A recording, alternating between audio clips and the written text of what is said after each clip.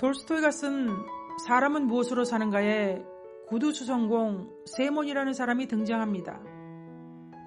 세몬은 어느 농부의 집에 새들어 살면서 버는 돈은 모두 먹는 데 써야 하는 엔겔지수가 높은 가난한 사람이었습니다. 어느 초가을날 빌려준 돈을 받으러 갔다 오면서 벌거벗은 채로 교회 벽에 기대어 있는 사람을 보게 됩니다. 처음엔 두려운 마음에 그냥 지나쳤지만 양심의 가책 때문에 다시 발길을 돌려 그 남자에게로 다가갔습니다. 그리고 그와 그의 아내가 번갈아 입는 단 한 벌뿐인 외투를 벗어서 그에게 입히고 자신의 털장화도 그에게 신겨주었습니다. 여기서 그의 친절은 끝난 것이 아니었습니다. 자신의 집으로 데려가 마지막 남은 빵을 구워 대접하고 잠자리도 내어주었습니다. 이 글의 끝에서 다음과 같은 결론을 내리고 있습니다. 사랑의 마음으로 가득 차 있는 자는 하나님의 세계에 살고 있는 것이고 하나님이 그 속에 계시는 것이다. 왜냐하면 하나님은 사랑이시기 때문이다. 구두수성공 세몬이 죽어가는 한 사람에게 자신의 한 벌뿐이 없는 외투를 입히고 자신의 신발을 신겨주고 보살핀 것은 바로 사랑 때문이라고 이야기하고 있습니다. 돌스토이가 세몬을 통해 보여준 기독교인의 인간에는 자기 포기와 자기 부인이 무엇인지 잘 보여주고 있습니다. 진정한 사랑은 자기 포기에서부터 시작됩니다. 세몬은 헐벗은 사람을 위해 하나뿐이었던 외투를 포기했고 모자와 신발도 포기했고 자신의 배고픔을 채워줄 음식도 포기했고 편안한 잠자리도 포기했고 그에게 신발 만드는 기술까지 가르쳐주면서 자신이 편히 쉴 수 있는 시간도 포기했습니다. 예수님께서도 우리를 죄와 사망에서 살리시기 위해 하나님 본체의 영광과 존귀, 권세와 창조주가 지니신 무한한 자유, 그리고 그의 생명까지도 포기하셨습니다. 영으로 존재하시는 분, 무서부재하신 창조주 하나님이 우리 인간과 같이 되시기 위해 한 여자의 자궁 안에서 성령으로 잉태되어 태어나셨던 것입니다. 이것은 사람이 갑자기 개미나 벌레가 되어 사는 것보다 더 어려운 일입니다. 왜냐하면 그분은 피조물이 아니기 때문입니다. 그러나 하나님 대신 예수의 자기 비움과 자기 포기로 주의 이름을 부르는 모든 사람들에게 진리 안에서 자유로 영원한 생명으로 갈 수 있는 천국의 길을 열어주신 것입니다. 그리고 예수를 믿는 모든 사람들의 마음에 천국이 임하게 하셨던 것입니다. 천국의 마음은 우리가 예수를 믿고 하나님이 주시는 사랑의 마음으로 가득 찰 때 갖게 되는 마음이며 그 마음이 사랑으로 가득 차 있을 때 이 땅에 살아가면서도 그 천국을 누리며 살 수 있는 것입니다. 뿐만 아니라 하나님의 세계 천국을 자신의 삶을 통해 보여주며 살 수 있게 되는 것입니다. 마태복음 25장에 천국의 마음을 지닌 의인들의 모습을 잘 보여주고 있습니다. 마지막 심판 때 그리스도의 보좌 우편에 서 있는 사람들에게 다음과 같이 말씀하고 있습니다. 내 아버지께 복받을 자들이여 나와 창세로부터 너희를 위하여 예비된 나라를 상속받으라. 내가 줄일 때 너희가 먹을 것을 주었고 목마를 때 마시게 하였고 나그네 되었을 때 영접하였고 헐벗었을 때 옷을 입혔고 병들었을 때 돌보았고 옥에 갇혔을 때 와서 보았느니라.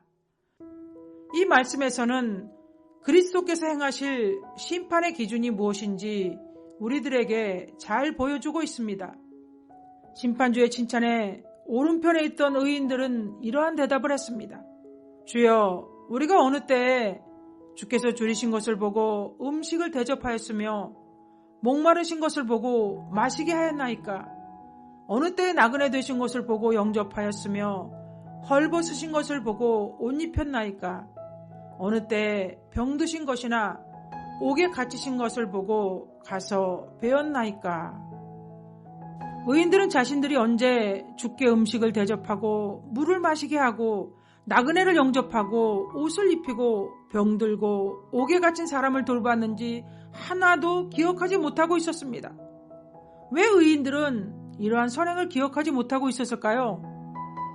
자신들이 가난하고 병들고 헐벗고 소외된 자들에게 행한 선한 일들이 주님께 한 것이라 생각하지 못했으며 오른손이 한 것을 왼손이 모르게 구제와 선을 행했기 때문이었습니다. 천국의 마음을 지닌 사람들, 사랑으로 그 마음이 가득한 사람들은 자신이 다른 이들에게 대접한 것을 생색내지 않습니다. 자신들이 언제 선을 베풀었는지 기억하지 못합니다. 사랑은 자신이 베푼 것들을 잊어버리게 하는 능력이 있기 때문입니다. 그래서 끊임없이 섬기며 베푸는 일을 할 수 있고 그 사랑에 지침이 없는 것입니다. 이 사랑의 근원, 그 뿌리는 하나님으로부터 나오는 것이기에 이러한 삶이 가능할 수 있는 것입니다. 하나님이 가지신 사랑의 자원은 무한합니다.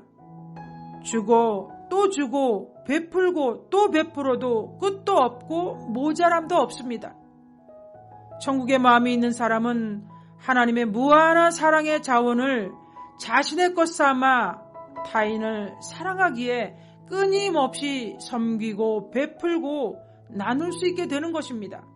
그래서 믿음의 삶은 계속 이어지는 선의 삶이라 할 수 있습니다. 믿음의 모든 세계는 점으로 이루어지지 않고 선으로 이루어져 있습니다. 그러한 예를 잘 보여주는 것이 마태복음 18장의 용서에 대한 말씀일 것입니다. 용서는 선과 같다 할 수 있습니다. 그러나 몇 번 용서하다가 다시 또 분노하거나 미워하는 것은 점이라 할 수 있습니다. 점의 시작은 계속 이어지는 선이 될 수 있습니다. 그러나 그 점 자체가 선이 될 수는 없는 것입니다. 어느 날 베드로가 예수님께 이런 질문을 했습니다. 형제가 내게 죄를 범하면 몇 번이나 용서하여 주리이까? 7번까지 용서해주면 될까요? 그의 질문에 예수님께서 이렇게 대답해 주셨습니다. 7번뿐 아니라 7번을 70번까지라도 할지니라. 그 당시 유대 랍비들은 다른 사람의 잘못을 3번까지만 용서하라고 가르쳤습니다.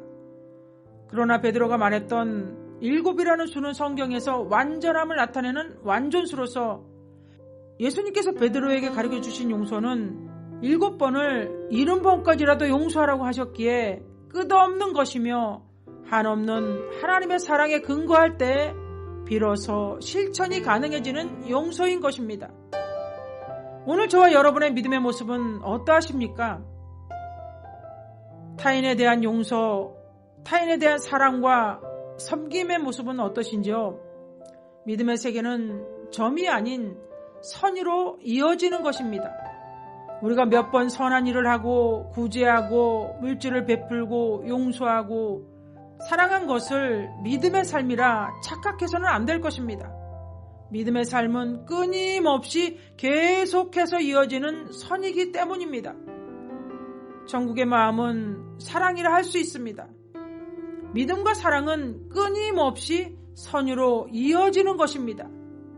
이 사랑 때문에 줄인 자, 목마른 자, 헐벗은 자, 병든 자, 옥에 갇힌 자, 여러 가지 어려움과 문제들로 인해 소외된 작은 자들을 변함없이 섬기며 살아갈 수 있게 되는 것입니다.